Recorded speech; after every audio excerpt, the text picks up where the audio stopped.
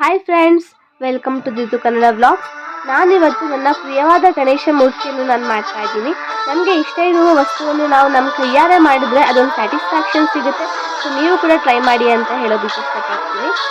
And ಈ video ನೋಡ್ತಿರೋರು ಇನ್ನೂ subscribe ಮಾಡಿಲ್ಲ ಅಂದರೆ ಈಗಲೇ ಸಬ್ಸ್ಕ್ರೈಬ್ ಮಾಡಿ, ಹಾಗೆ ಒಂದು ಲೈಕ್ ಮಾಡ್ತಾ ವಿಡಿಯೋನ ಕಂಟಿನ್ಯೂ ಮಾಡಿ. ಈ ವಿಡಿಯೋ ಎಲ್ಲೂ ಸ್ಕಿಪ್ ಮಾಡಿದೆ ನೋಡಿ, ಸೊ ನಿಮಗೆ ಕಂಪ್ಲೀಟ್ ಐಡಿಯಾ ಸಿಗುತ್ತೆ. ಆ್ಯಂಡ್ ಈ ಗಣೇಶ ಐಡಲ್ನ ನಾನು ಸೋಪ್ ಆ್ಯಂಡ್ ಡೆಕೋರೇಟಿವ್ ಸ್ಟಿಕ್ಕರ್ಸ್ನ ಯೂಸ್ ಮಾಡಿಕೊಂಡು ಮನೆಯಲ್ಲೇ ಸಿಂಪಲ್ ಆ್ಯಂಡ್ ಈಸಿಯಾಗಿ ಮಾಡಿದ್ದೀನಿ. ಯಾವ ರೀತಿ ಮಾಡೋದು ಅಂತ ನೋಡ್ಕೊಬರೋಣ ಬನ್ನಿ.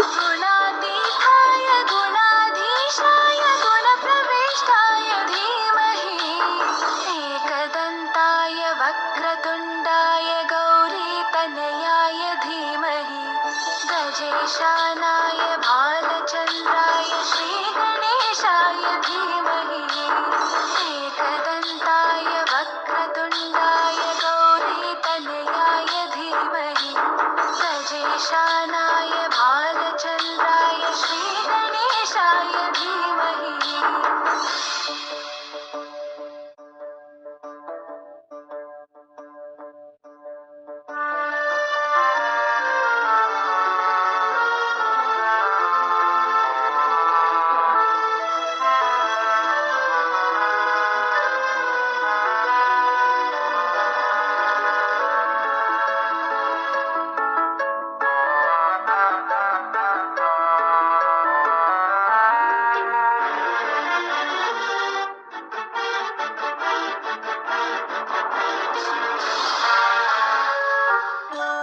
गानचतुराय गानप्राणाय गानान्तरात्मने गानोत्सुकाय गानमत्ताय गानोत्सुकमनसे गुरुपूजिताय गुरुदैवताय गुरुकुलस्थायिने गुरुविक्रमाय गुह्यप्रवराय गुरवे गुणगुरवे गुरुदैत्यकलक्षेत्रे गुरुधर्मसताराध्याय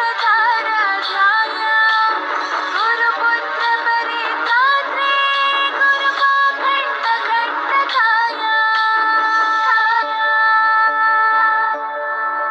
गीतसाराय गीततत्त्वाय गीतगोत्राय धीमहि गूढगुल्फाय गन्धमत्ताय गोजयप्रदाय धीमहि गुणातीताय गुणाधीशाय गुणप्रविष्टाय धीमहि एकदन्ताय वक्रतुण्डाय गौरीतनयाय धीमहि गजेशानाय भालचन्द्राय श्रीगणेशाय धीमहि एकदन्ताय वक्रतुण्डाय गौरीतनयाय धीमहि गजेशानाय भालचन्द्राय श्रीगणेशाय धीमहि.